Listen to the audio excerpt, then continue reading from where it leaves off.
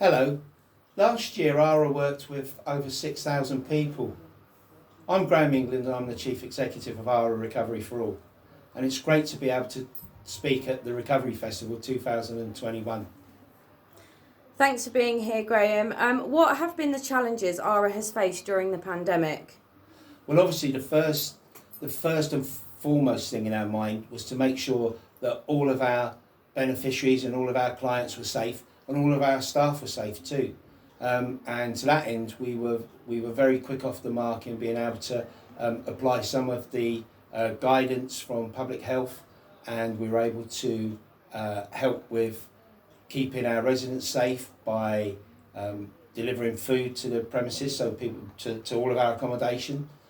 We're able to go online with some of our counselling and some of our support work, and we found different ways of operating, which was really exciting. So what have you done differently? Well, we've been able to, for our gambling services, we've been able to put all of our counselling through either Zoom or Skype or on the telephone, which has made us far more flexible. And we've been able to give people actually appointments that made sense at the right time for them. We were able to be far more flexible with that. And in terms of our housing clients, we've actually been able to use different modes of talking to people. So rather than a traditional hour-long meeting, maybe we phoned people several times in a day or several times over the week and had conversations much more naturally than the normal support sessions would have been.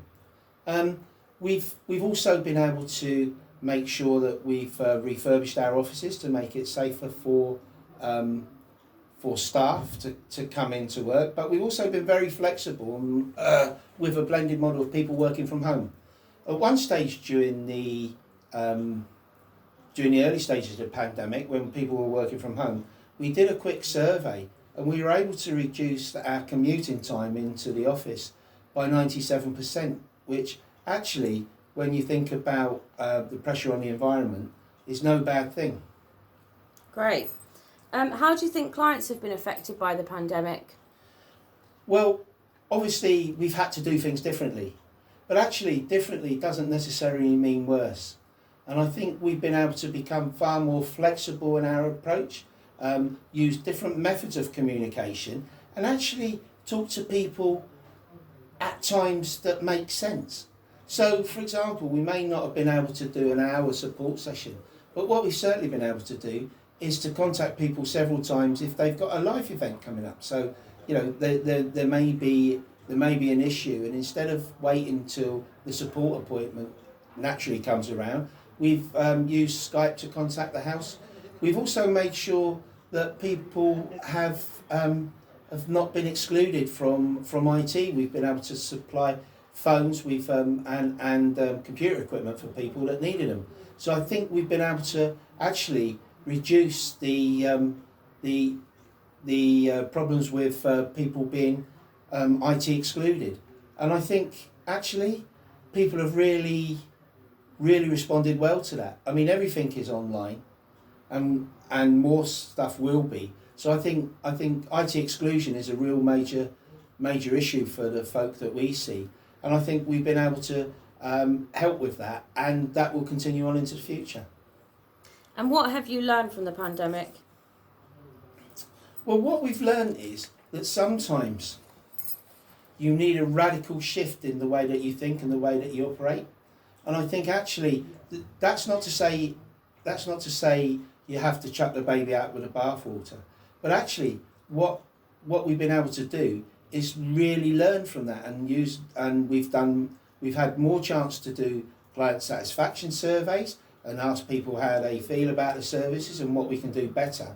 And actually what people have said is that they actually like the different modes of contact, and they like more but shorter contacts. And I think that actually builds, when you think about it, that builds a more natural relationship. And I think that's been able to, we've been able to keep some of the successes that we've achieved through the pandemic.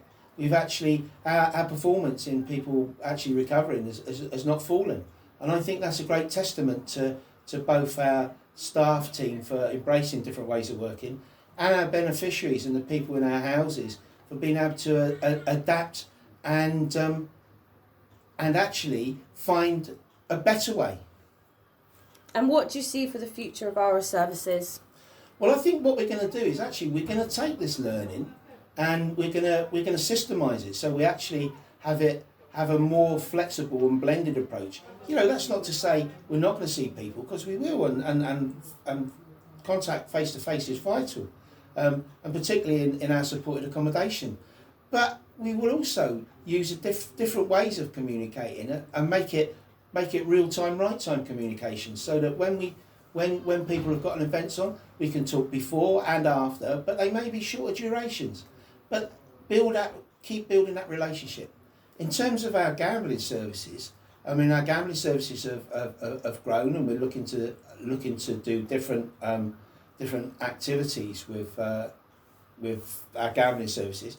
But also, what we've been able to do is we've learned that by being flexible and having different methods of communication and online and telephone, that we can actually see people at times that's really convenient for them. So it's not beyond the realms of possibility that somebody may be working and go to their car in the car park in the lunchtime and have a counselling session, and therefore making it more flexible, and they don't have to tell people at work about their gambling issue, and they can have counselling in the car park in a safe and secure environment.